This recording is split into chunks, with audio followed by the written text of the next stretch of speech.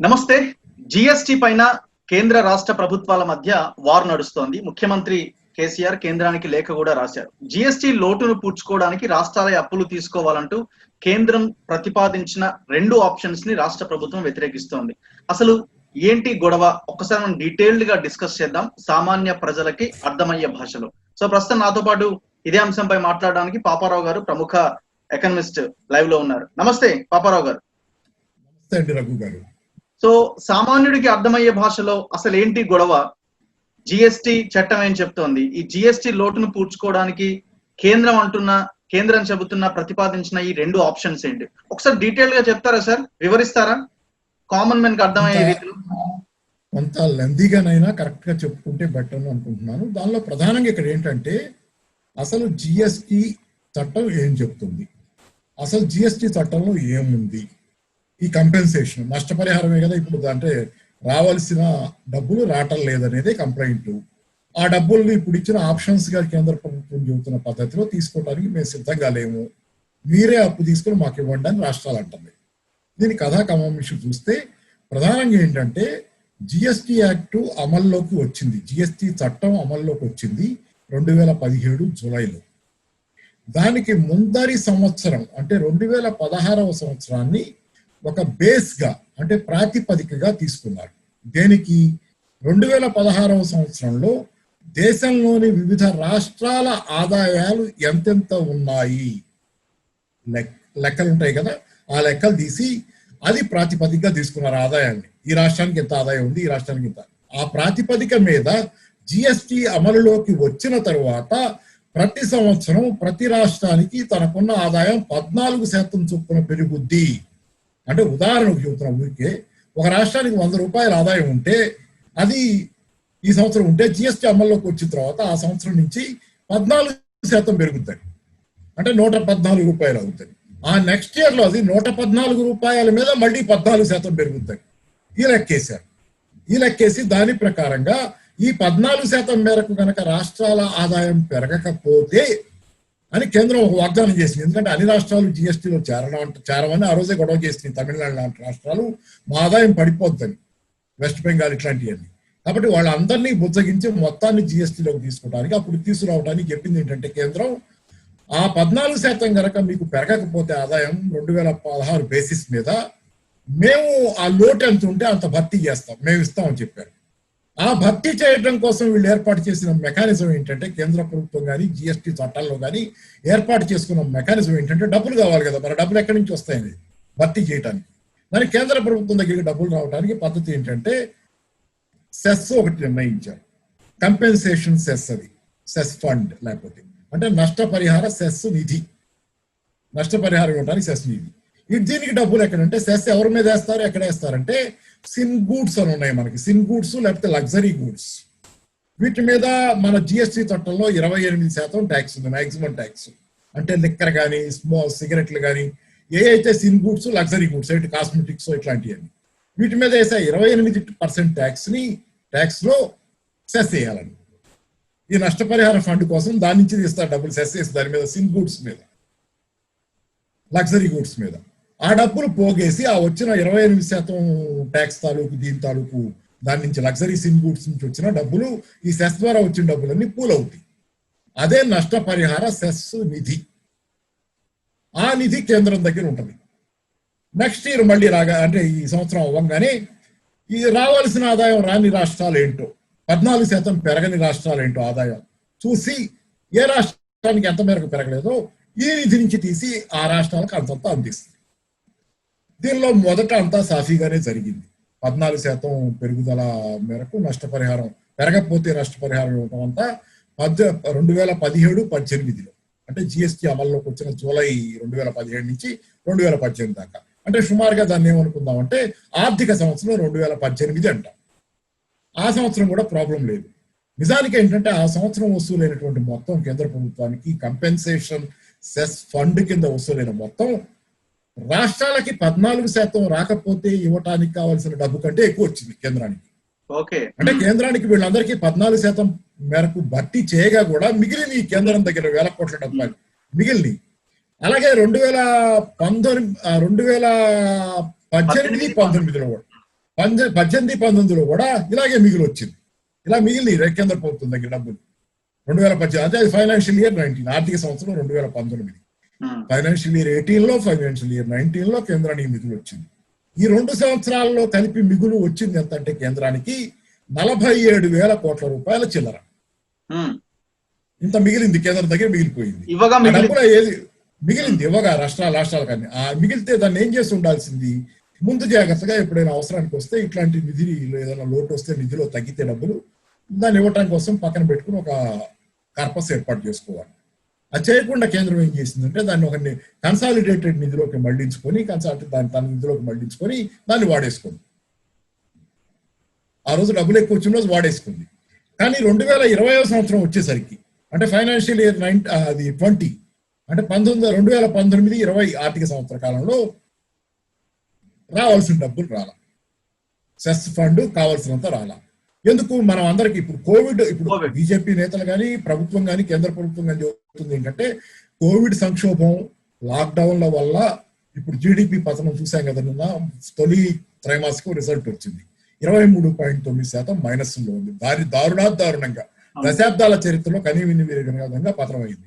ఈ పతనానికి కారణం లాక్డౌన్ అని చెబుతున్నారు, కానీ అది కాదు కారణం. మీకు దానికి ముందే కారణం జరుగుతుంది పతనం. కోవిడ్ ముందే, లాక్డౌన్ ముందే పోయిన సంవత్సరం 2018 నుంచి జరుగుతుంది పతనం. అందుకే 2018-19 కాలంలో సరే వచ్చింది అప్పటికి. కానీ 2019 వచ్చేసరికి ఇది ఎంత ముదిరిందంటే 2019-20 కాలానికి, అంటే ఇప్పుడు మొన్నటిదాకా నడిచిన మార్చి 31వ తారీఖు దాకా 2019 ఏప్రిల్ నుంచి 2020 మార్చి దాకా ఈ కాలం మొత్తంలో నిధిలో లోటు వచ్చి 2 నెలలకు ఒకసారి వీళ్ళకి కంపెన్సేషన్ సెస్ ఫండ్ డబ్బులు ఇవ్వాలి రాష్ట్రాలకి. ఎంత లోటు వస్తే 2 నెలలకు ఒకసారి ఇచ్చే ఏర్పాటు ఉంది దానిలో. అయితే ఏంటంటే అక్కడ జరిగింది, ఈ నిధిలో రాక కేంద్ర ప్రభుత్వం ఏదో సర్దుబాట్లు చేసి కొంత ఇచ్చింది. చాలా ఆలస్యంగా కూడా ఇచ్చింది, చాలా రాష్ట్రాలకు ఇవ్వాల్సిన టైంకి ఇవ్వకుండా పోయిన సంవత్సరమే కష్టపెట్టింది 2019 మొత్తం. మరి అప్పుడే లోటు ఉంది. ఎందుకు జరిగింది ఇది? 2018 తొలి త్రైమాసికాల నుంచి, అంటే త్రైమాసికం అంటే 3 నెలల కాలం, 3 నెలల కాలాలు, 12 నెలల కాలం, సంవత్సరం మొత్తం ఆర్థిక సంవత్సరం. అంటే ఆ 12 నెలల కాలంలో 4 త్రైమాసికాలు ఉంటాయి, 4 × 3 12, అదొక ఆర్థిక సంవత్సరం. తొలి త్రైమాసికంలో నుంచి సుమారుగా 2018లో అంటే 2019 ఆర్థిక సంవత్సరం సుమారుగా ఆ కాలం నుంచి 2019 చివరి దాకా, అంటే కోవిడ్ ముందు దాకా చూద్దాం. అసలు ముందు స్థూల జాతీయ ఉత్పత్తి పడిపోతానే ఉంది, అంటే దేశ సంపద సృష్టి పడిపోతానే ఉంది. అంటే అమెరికా పన్నుల ఆదాయం కూడా పడిపోద్దిగా, కేంద్రానికి ఆదాయం పడిపోవటం, ప్రజల కొనుగోలు శక్తి పడిపోవటం, ఉపాధి తగ్గిపోవటం, నిరుద్యోగం పెరగటం, వీటన్నిటి వల్ల ప్రజల కొనుగోలు శక్తి పడిపోతే కేంద్రానికి కూడా ట్యాక్స్ ఆదాయం తగ్గుతుంది. ఈ కాలం మొత్తం జీడిపి పడిపోయింది సార్. 2018 మొదట్లో సుమారుగా 7.2% ఉన్న జీడిపి 2019 డిసెంబర్ వచ్చే నాటికల్లా 4 ఎంతో అక్కడికి పడిపోయింది. ప్రతి క్వార్టర్ పడిపోయింది. అసలు ఒక్కసారి కూడా కోలుకోవటం లేదు, వరుసగా పడతానే ఉంది. అంటే కోవిడ్ రాకపోయినా, లాక్డౌన్ రాకపోయినా ఇంత ముందే ఉంది సంక్షోభం. కోవిడ్ వచ్చి దాన్ని తీవ్రతరం చేసింది, మురిగే రకం మీద తాటికాయ అంటాం. కోవిడ్ వచ్చిన తర్వాత మైనస్లోకి వెళ్ళింది. కాకపోతే అది వెళ్ళకపోయినా డిసెంబర్ తర్వాత కూడా 2019 తర్వాత కూడా ఈ పతనం కొనసాగుతుందనే అందరూ అంచనాలు. అందుకే 2019 ఆగస్టు ప్రాంతాల్లోనే అనుకుంటా గీతా గోపీనాథ్ అనే IMF తాలూకు చీఫ్ ఎకనామిస్ట్, అంటే ప్రధాన ఆర్థికవేత్త, ఆమె స్పష్టంగా చెప్పారు, భారతదేశ ఆర్థిక వ్యవస్థ ప్రపంచానికి గుదిబండగా మారింది. ఇది పతనం అవుతుండటం వల్ల అన్నిటికంటే ఎక్కువగా ప్రపంచ ఆర్థికం అసలే మందగమనంలో ఉంది, ఇంకా దెబ్బతింటుందని చెప్పింది ఆమె. ఇది కూడా ఒక పెద్ద కారణం, గుదిబండ became a drag on the global economy అన్నావా. అంటే ఇది జరిగింది, అంటే అప్పటికే జరుగుతుంది. మీరు అంటే మిస్మేనేజ్మెంట్ ఆఫ్ ఎకానమీ మీరు ఎప్పుడో బిగించేశారు డిమానిటైజేషన్ తో 2016లో. GST అమలు క్రమంలో దాన్ని ఇంకా పెంచారు. సరే ఇదంతా అయింది. ఇప్పుడు కోవిడ్ వచ్చింది, మైనస్లోకి వెళ్ళింది, ఇంకా దారుణంగా ఉంది, -23.9కి వెళ్ళింది. ఇప్పుడు అసలు ఇవ్వడానికి ఈ సంవత్సరం 3 లక్షల కోట్లు ఇవ్వాలి. ఇది ఫైనాన్షియల్ ఇయర్ 16లో బేసిస్ మీద 14% పెరుగుతూ ఉందంటే ఆ లెక్కన ఏమి ఇవ్వాలంటే ఇప్పుడు రాష్ట్రాలకు ఇవ్వాల్సిన నష్టపరిహారం ఈ సంవత్సరం వాటికి 14% రాకపోతే 3 లక్షల కోట్లు అనేది లెక్క ఈ సంవత్సరానికి. ఫైనాన్షియల్ ఇయర్ 21 అంటే ఇప్పుడు నడుస్తున్న ఆర్థిక సంవత్సరం, మొన్న మార్చి నుంచి వచ్చే సంవత్సరం ఏప్రిల్ దాకా, మొన్న ఏప్రిల్ నుంచి వచ్చే సంవత్సరం మార్చి చివరి దాకా 3 లక్షల కోట్లు. కానీ వసూలు అవుద్దనే నమ్మకం ఎంత ఉందంటే కేవలం 65,000 కోట్లే వసూలు అవుతాయి నమ్మకం. ఈ మందగమనం, మాంద్యం వల్ల, ఈ పతనం వల్ల 65,000 కోట్లు వసూలు అయితే లోటు ఎంత ఉందండి? 2,35,000 కోట్లు ఇంకా అసెస్ ఫండ్ లో ఉండవు, అవి రావు. మరి ఎక్కడి నుంచి తెస్తారంటే కేంద్ర ప్రభుత్వం నిర్మలా సీతారామన్ గారికి ఎంతకాలం నుంచో అందరూ అప్పీల్ చేసుకుంటున్నారు కేంద్రానికి, దయచేసి మీరే అప్పులు తీసుకుని ఇవ్వండి అని. ఈ వివాదం మన జిఎస్టీ కౌన్సిల్ 41st రౌండ్ 41వ దఫా సమావేశం జరిగినప్పుడు సీతారామన్ గారి మాటలు ఆమె 2 ఆప్షన్లు ఇచ్చారు. ఆ 2 ఆప్షన్లు ఇచ్చే ముందు 2 కారణాలు చెప్పారు. ఆ 2 ఆప్షన్లకి మాకు ఇంతే డబ్బులు వస్తున్నాయి, ఈ రావట్లేదు కాబట్టి దీనికి 2 కారణాలు ఉన్నాయన్నారు. మా తప్పని ఒప్పుకోలా, సరే చట్టం ప్రకారం ఇవ్వాలి కాబట్టి ఇస్తామని చెప్పలా, లేకపోతే ఏం చేద్దామో చర్చించాలా. ఆమె ఇచ్చిన 2 ఆప్షన్ చర్చించినా కానీ వినకుండా ఏకపక్షంగానే అనుకోవాలి, ఎందుకంటే రాష్ట్రాలు కాదంటున్నాయి 100% దాన్ని ఆమె ఇచ్చిన 2 ఆప్షన్లు ఏంటంటే, ఆ 2 కారణాలు ఏంటంటే ఆమె చెప్పిన ఆదాయం పడిపోవడానికి, ఒకటి జిఎస్టి అమలు చేయటంలో ఉన్న లోపాలు. ఒప్పుకున్నారుగా లోపాలు ఉన్నాయని. ఒప్పుకుంటున్నారు, అంటే జిఎస్టి ఇంప్లిమెంటేషన్ లో ఉన్న డిఫెక్ట్స్ కొన్ని, దానిలో ఉన్న లోపాలు. దానివల్ల నష్టంగా సుమారుగా అంచనా వేసుకున్నది, మనసులో మాట అయినా పైకి చెప్పింది అయినా 95,000 కోట్లు దానివల్ల తగ్గింది పరిహార ఫండ్ లో డబ్బు. రెండవది యాక్ట్ ఆఫ్ గాడ్ అనే మాట తెచ్చారు. దేవుడి చర్య విధి వక్రీకరించింది. దేవుడి చర్య అంటే విధి వక్రీకరించింది. విధి వక్రీకరించి అంటే మనం ఊహించని విధంగా విధి వక్రీకరించి 1,35,000 కోట్లు ఆ విధంగా రాకుండా పోయింది మనకి సెస్ ఫండ్ లోకి, నష్టపరిహార ఫండ్ లోకి. కాబట్టి ఈ 2గా విభజించిన తర్వాత ఈ రెండిట్లో ఏంటంటే విభజించడంలో చేసింది. ఆ తర్వాత దాని పరిష్కారాలు చెప్పారు కదా, ఆప్షన్ 1 ఆప్షన్ 2 అని 2 మార్గాలు చెప్పారు ఆమె. 2 ఆప్షన్స్ లో ఆమె చెప్పింది ఏంటంటే, మీరు గనక మేము ఎటు కూడా ఇవ్వాల్సింది నా జిఎస్టీ అమలులో లోపాల వల్ల 95,000 కోట్లు మేము ఇవ్వాలి, ఓకే బాగానే ఉంది. మీరు అంత మేరకు పరిమితమై ఆ మేరకే తీసుకుంటే అప్పు తీసుకోండి, మేము ఇవ్వలేం కాబట్టి 65,000 కోట్లే మేము ఇప్పుడు సర్దుతాం కాబట్టి 2,35,000 కోట్ల లోట్లో సుమారు 95 లక్షల కోట్లు మా తప్పు వల్ల జరిగింది అనుకోండి, జిఎస్టీ అమలు లోపాల వల్ల కానివ్వండి, అది మేము సర్దాలి కాబట్టి మీరు కనుక అంత మేరకే కనుక అప్పు కావాలంటే మేము రిజర్వ్ బ్యాంక్ తో మాట్లాడి అప్పిస్తాం, అది చెల్లించే పూచి కూడా మీది కాదు, వడ్డీ కూడా కడతాం అన్నట్టున్నారు. చెల్లించే పూచి కూడా మీది కాదు. జిఎస్టీ సెస్ ఫండ్ అనేది 2022 దాకా ఉంటుందని లెక్కేశారు. అప్పుడు రాష్ట్రాలకు కూడా అదే వాగ్దానం, చట్టంలో ఉంది కూడా అదే. 2022 దాకా ఈ చట్టం పేరు మీద ఆ సెస్ వసూలు చేస్తుంటారు లగ్జరీ గూడ్స్ మీద 28%. ఆ తర్వాత సెస్ ఫండ్ ఇంకా అవసరం లేదు, ఇక అప్పటికి రాష్ట్రాలకు ఆదాయాలన్నీ పొందుకుంటాయని అప్పుడు దాకా ఇస్తామన్నారు. కానీ దీన్ని ఇప్పుడు పొడిగిస్తామన్నారు, ఎందుకంటే మీరు అప్పు చేస్తున్నారు కదా, ఇప్పుడు అప్పుకి మేము హామీ ఉంటున్నాం కదా, మేము కడతాం కదా, వడ్డీ కూడా మేమే కట్టపోతాం అని చెబుతున్నాం కదా. అందుకని ఏంటంటే ఆ 22 కాల పరిమితిని పొడిగిస్తాం, ఇంకా కొన్ని సంవత్సరాలు, ఎన్నో సంవత్సరాలు ఎన్ని కావాలంటే అది. ఈ నష్టపరిహార మేము ఇప్పుడు తీసుకున్న అప్పు చెల్లించిన దాకా ఆ కంపెన్సేషన్ ఫండ్ మెయింటైన్ చేస్తాం.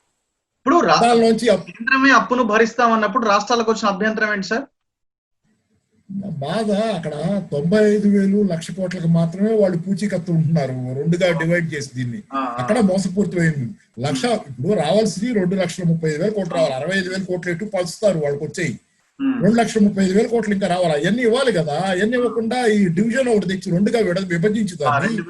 95,000 కోట్లకో 1,00,000 కోట్లకో వాళ్ళ పూచీకత్తు పెట్టుకొని మిగతా 1,35,000 కోట్లు ఎగ్గొట్టడానికి యాక్ట్ ఆఫ్ గాడ్ పెట్టారు. ఆ యాక్ట్ ఆఫ్ గాడ్ దగ్గర సమస్య వస్తుంది. మీరు యాక్ట్ ఆఫ్ గాడ్ అంటే ఇప్పుడు ఆప్షన్ 1 లో ఇచ్చింది, మీరు ఆ 95,000 1,00,000 కోట్లు తెచ్చుకుంటే మేము పూచీకత్తు మీరు చెల్లించక్కర్లా, సెస్ ఫండ్ వసూలు కాలాన్ని ఫైనాన్షియల్ ఇయర్ 22 పైకి పొడిగించి ఆ డబ్బులు అయ్యో దానిలో కట్టేస్తామని చెప్పారు. మరి తీసుకుంటే ఇప్పుడు మిగతా 1,35,000 కోట్లు ఒకటి ఎవడు భర్తీ చేయాలి?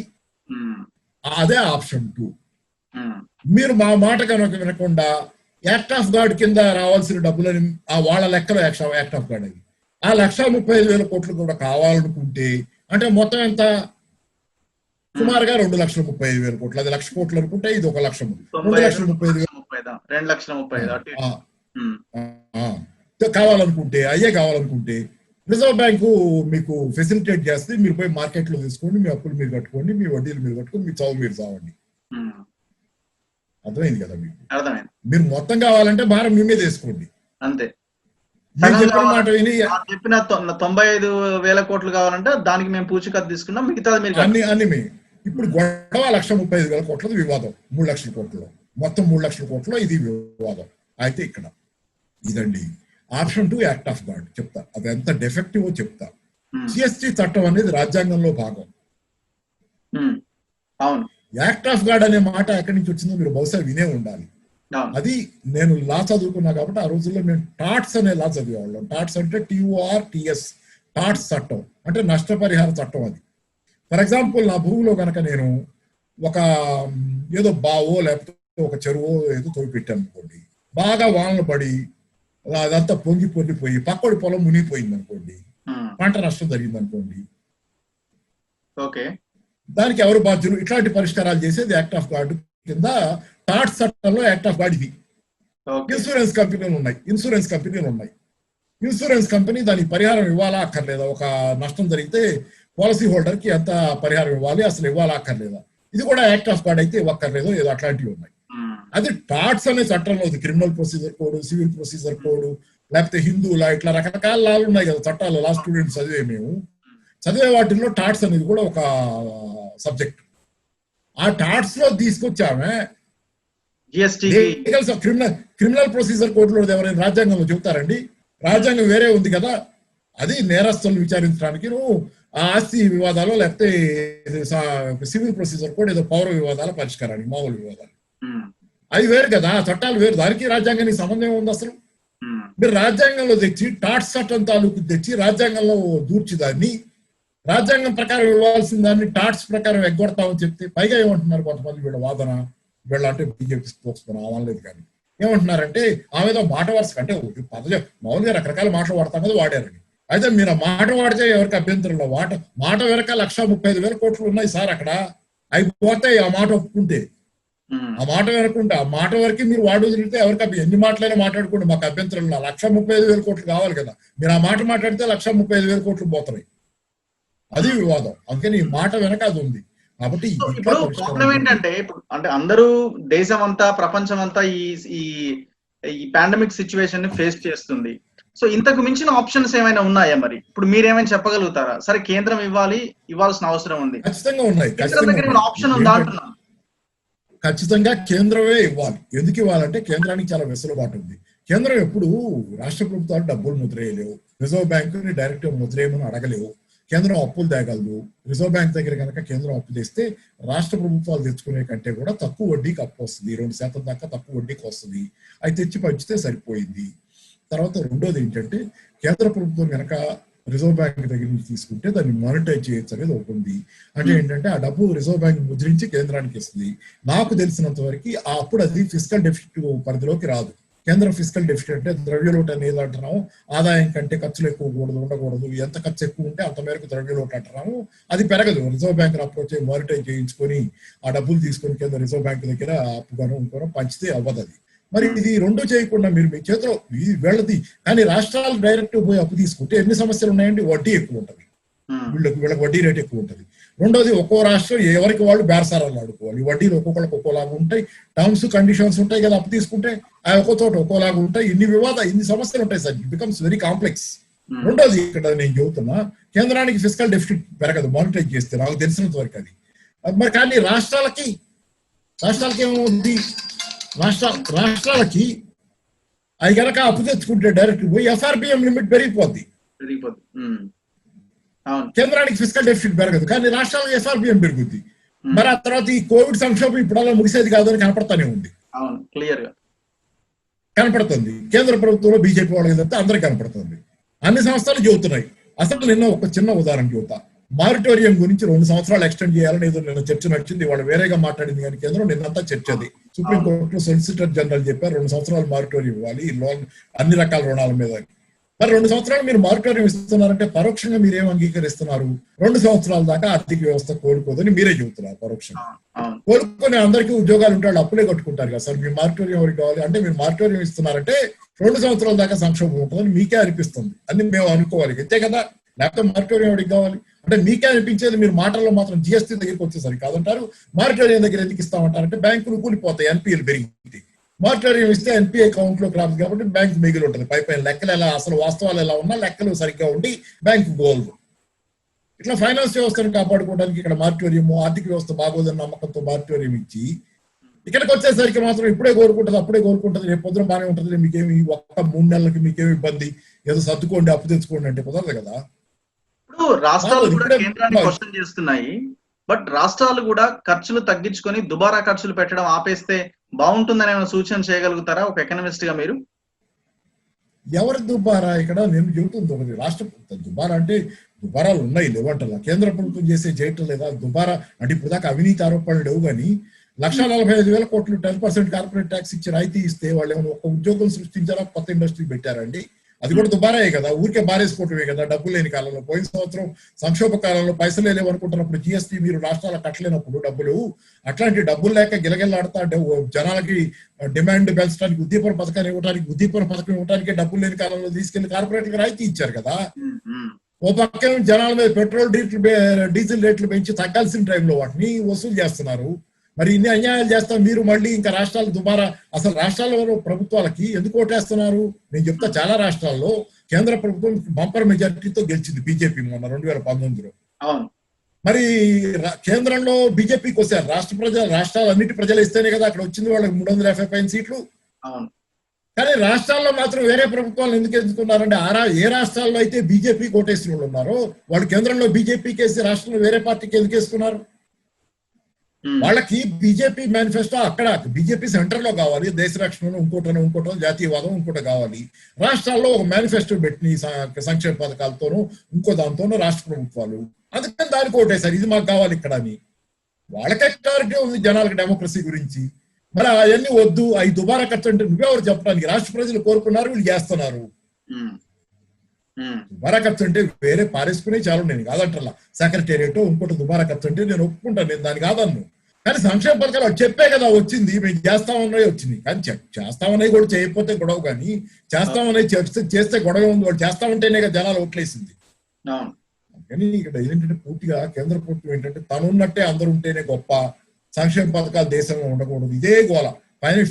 ఇది 15th ఫైనాన్స్ కమిషన్ లో టర్మ్స్ అండ్ కండిషన్స్ ఏంటంటే రాష్ట్ర ప్రభుత్వాలు సంక్షేమ పథకాలు తగ్గించుకోవాలని పరోక్షంగా చెబుతా, అది తగ్గించుకుంటే బాగా డబ్బులు ఇచ్చేటట్టు టర్మ్స్ అండ్ కండిషన్స్ ఇట్లాంటివన్నీ పెట్టారు. అంటే సంక్షేమానికి వ్యతిరేకంగా కేంద్రం పోతా ఏ రాష్ట్ర ప్రభుత్వం కూడా ప్రజలకు ఏమి ఇవ్వద్దు, పైసా చేతిలో పెట్టద్దు, మార్చండో లేకపోతే ఆ డబ్బులన్నీ సేవ్ చేసి మనం అంతర్జాతీయ ద్రవ్య సంస్థలు ఎక్కడైతే అప్పు తెచ్చామో వాళ్ళకి ఇవ్వాలి, మనం అట్లా తినేస్తా ఉంటే ఉండకూడదు. మన జనాలు తినకుండానైనా వాళ్ళు పస్తులుండైనా సరే మనం అప్పులు కట్టాలి విదేశాలకి, వాళ్ళ షరతులు ఫాలో అవ్వాలి, వాళ్ళ మాట వినాలి, ట్రంప్ గారిని ఊరేగించాలి. ఇదే కదా వాళ్లే కదా షరతులు పెడుతుంది, వాళ్ళ సంస్థలే కదా. ఇదే గోల అయితే ఎట్లా? మీకు 24 గంటలు జనం చచ్చిపోతుంటే ఒక పక్క ఆకలితో ఈ దేశ జనాన్ని వదిలేసి మీరు అంతర్జాతీయ సంస్థల మాట వింటే, స్వదేశీ చెబుతున్నాం కదా, మనం ఆత్మనిర్భర్ భారత్ చెబుతున్నాం కదా, ఇదే స్వదేశీ విదేశాల ప్రజల్లో కొనుగోలు శక్తి పెరగనంత కాలం ఈ పరిస్థితి ఇలాగే కంటిన్యూ అవుతుంది కదా సార్. అవును, మరి డిమాండ్ పెంచాలి, ప్రభుత్వం ఖర్చు పెట్టాలి కదా. చర్యల్లో వెల్ఫేర్ కూడా ఒకటి కదా, చర్యల్లో వెల్ఫేర్ కూడా ఒకటి, డబ్బులు ఖర్చు పెట్టడంలో వెల్ఫేర్ కూడా ఒకటి కదా. డబ్బులు ఖర్చు పెట్టాలి, మీరు సంక్షేమ పథకాలు అమలు చేయాలి, లేకపోతే డైరెక్ట్ మనీ ట్రాన్స్ఫర్ ఉంది, కేంద్ర ప్రభుత్వం చేసింది లేదు, పోలేదు, 500 చేతులు పెట్టుకుంది. రాష్ట్ర ప్రభుత్వాలు అనేవి ఎక్కడైనా కాస్త వీళ్ళు ఇచ్చారు వాళ్ళు ఇచ్చారు, ఏదో కొంచెం ఇచ్చారు కదా వీళ్ళు ఇచ్చే దానికైనా మీరు కొంచెం వెసరపడి ఏమీ లేకుండా మీరు ఇవ్వరు. అమ్మ బెంటలో అడుగుతే వినిపిస్తుంది, ఎక్సెస్ గా డబ్బులు ముద్రించి మార్కెట్ లోకి విడుదల చేస్తే ప్రభుత్వాలకు ఇస్తే బాగుంటుంది అని. దీన్ని ఇదేమైనా సాధ్యమయ్యే పని అంటారా? ఉపయోగపడుతుందా? కాదు దీనికి ఖచ్చితంగా, ఎందుకంటే ద్రవ్యోల్బణం పెరుగుతుందనే వాదనే బీజేపీ నేతలు చేస్తున్నారు సెంట్రల్ గవర్నమెంట్ లో. ఈ డబ్బులు ముద్రిస్తే పెరగదలా. రెండో ప్రపంచ యుద్ధ కాలంలో కూడా ఆ డబ్బు అప్పుడు సంక్షోభం పెరిగిపోయి అంత వినాశనం జరిగి ప్రపంచం అంతా ఆర్థిక వ్యవస్థలు కుదేలైతే అన్ని ప్రభుత్వాలు, ప్రపంచంలో ధనిక దేశాల ప్రభుత్వాలు ఆ రోజు, ఇప్పుడు ధనిక దేశాలు ఆ రోజు అయినా సరే దానికి కొంత బాగా కంఫర్టబుల్ ఉన్న దేశాలు నాశనమైంది. వాళ్ళు డబ్బులు ముద్రించి ఎకానమీని ఆదుకున్నారు సార్, సొంతగా డబ్బులు విపరీతంగా ముద్రించారు. దాన్ని డెఫిసిట్ ఫైనాన్సింగ్ అంటారు. అంటే ఫిజికల్ డెఫిసిట్ అనేది దాన్ని పట్టించుకోవాలి. ఆ రోజు ఆ కాన్సెప్టే లేదు. ద్రవ్యలోటు, ఆదాయం కంటే ఖర్చు ఎక్కువ పెట్టకూడదు, డబ్బులు ముద్రేయకూడదు లేదు ఆ రోజు. పైగా మీకు ఒకటే చెబుతున్నా, అసలు ద్రవ్యోల్బణం పెరగదు సార్ దాని వల్ల. ఎందుకో చెప్పనా, ఒకటే మాట. ఇక్కడ ఏంటంటే ఈ రోజు అసలు సమస్య ఏంటి? ప్రజల కొనుగోలు శక్తి లేదంటే డిమాండ్ లేదు, సప్లై మాత్రం ఉంది. ఇండస్ట్రీ కావాలంటే పూర్తి స్థాయిలో పనిచేస్తే మనకు కావాల్సిన సప్లై ఇప్పుడు పూర్తి స్థాయిలో పనిచేయలేకపోతుంది. 60-65% కెపాసిటీలోనే పనిచేస్తుంది. ఎందుకంటే కొనేవాళ్ళు లేరు ఇక్కడ. అందుకని తక్కువ తను చేయగలిగిన దానికంటే తక్కువ ఉత్పత్తి చేస్తుంది పరిశ్రమ. ఇక్కడ కనుక డిమాండ్ పెంచితే మీరు చేతితో డబ్బులు పెట్టి పరిశ్రమ ఫుల్ స్వింగ్ లో పనిచేస్తుంది. దానివల్ల ద్రవ్యోల్బణానికి డెఫినేషన్ ఏంటి? ద్రవ్యోల్బణానికి నిర్వచనం ఏంటి? ద్రవ్యోల్బణం నిర్వచనం సింపుల్ గా ఏది? ఎక్కువ డబ్బు ఎక్కువ, తక్కువ సరుకుల వెనకాల పట్టం. డబ్బు ఎక్కువ ఉంటుంది మార్కెట్ లో, సరుకులు తక్కువ ఉంటాయి. అప్పుడు సరుకులకి డిమాండ్ పెరిగిపోయి ధరలు పెరుగుతాయి అని. ఇప్పుడు అది కాదు కదా సమస్య, డబ్బులు తక్కువ ఉన్నాయి, సరుకులు ఎక్కువ ఉన్నాయి. రివర్స్ లో ఉంది. అప్పుడు ద్రవ్యోల్బణం పెరగదు మీకు. సో ఇది ఒక మంచి డబ్బులు ఆప్షన్ ఎక్కువ అంటారా? ఉంది. కొత్త కరెన్సీని ముద్రించడం అన్నది బెటర్ ఆప్షన్. నేను డెఫిషిట్ మిత్ అనే పుస్తకం ఇవాళే వచ్చింది సార్ మార్కెట్ లో. నేనైతే తీసుకోబోతున్నా ఇవాళ. నాకు తెలిసింది. నేను ఈ మధ్య కాలంలోనే మార్కెట్ లోకి వస్తున్నాను. అమెరికా మార్కెట్ లో కూడా ఇంత ముందే వచ్చింది. సెనెట్ కమిటీ మెంబర్, ఆమె పేరు మర్చిపోయాను, అమెరికా సెనెట్ కమిటీ మెంబర్, ఆమె దాన్ని ఆధార్ చేశారు. చాలా అద్భుతమైన పుస్తకం, రివ్యూస్ వచ్చినాయి. ఆ పుస్తకం ఇవాళ ఇండియన్ మార్కెట్ లో ఇవాళ రిలీజ్ అయింది ఇండియన్ ప్రైస్ తో. ఆ పుస్తకం చెప్తున్నది ఈ హిస్టారిక్ మిత్ ఏదైతే ఉందో, ఈ ఫిస్కల్ డెఫిసిట్ తప్పనేది 1970-80 నుంచి వచ్చిన కాన్సెప్ట్ ఏదైతే ఉందో అది ఒట్టి తప్పుడు కాన్సెప్ట్. ఫిస్కల్ డెఫిసిట్ పట్టించుకోకుండా మనం గనక ఖర్చు పెడితే ప్రభుత్వాలు, ఎకానమీలు బాగుంటాయి, ప్రజలు సుభిక్షంగా ఉంటారని ఆ కాన్సెప్ట్ ముందుకు తెస్తా వచ్చిన పుస్తకం. వీలైతే నేను ఇంకా చదవలేదు కాబట్టి ఏం చెప్పను. కానీ ఏంటంటే దానిలో ఉన్న ఈ రివ్యూలో చదివినే కొన్ని చెప్పాను నేను. ఏంటంటే ప్రధానంగా యూత్ ఉంది ఒకటి, ఈరోజు ఫిస్కల్ డెఫిసిట్ తప్పు కాదు, కానీ కేంద్ర ప్రభుత్వం అంతర్జాతీయ ద్రవ్య సంస్థల మాట విని ఫిస్కల్ డెఫిసిట్ తప్పని ఎందుకంటుందంటే వీళ్ళకి ద్రవ్యోల్బణం పెరుగుతుందనే భయం. ఎందుకంటే ఇంత కాస్త పెరిగినా పర్వాలేదు, నిజానికి ద్రవ్యోల్బణం పెరిగే భయం. ఎందుకంటే ద్రవ్యోల్బణం పెరగడం అంటే రూపాయి విలువ పడిపోవడం. రూపాయి విలువ పడిపోవడం అంటే షేర్ మార్కెట్ లో ఆ విదేశస్తుడు తెచ్చి పెట్టే పెట్టుబడి వాడి కరెన్సీలో పెట్టాడు, అది మార్చుకొని రూపాయలుగా ఇక్కడ పెడతాడు. వాడి పెట్టిన పెట్టుబడి తాలూకు దాని మీద వచ్చే లాభాల విలువ పడిపోద్ది సార్, అది రూపాయి విలువ పడితే. Thank you very much sir. Thank you. Thank you. చూస్తూనే ఉండండి. Thank you.